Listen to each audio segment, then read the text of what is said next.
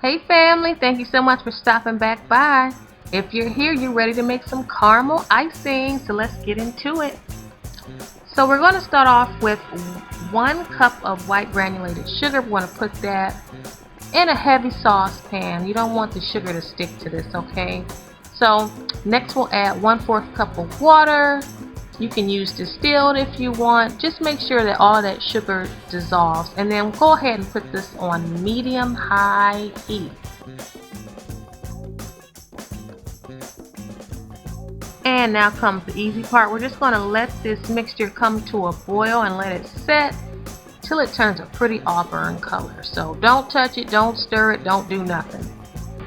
Then as soon as this mixture turns this pretty auburn color, we're going to remove it from the heat. We don't want it to burn. We need 2 tablespoons of unsalted butter. Make sure you mix that in real good. And then we're going to need 3/4 cup of heavy whipping cream. Guys, be careful because this is going to froth up. It's important to use a deep saucepan for this one because you don't want to get splashed.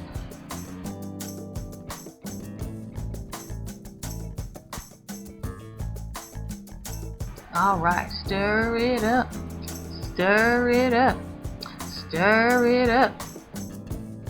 Now guys, you can either add a 1/2 teaspoon of vanilla while your pot is still over the heat, or you can wait till the end. That's how I like to do it. I put it in a container here and add the vanilla and just stir it up.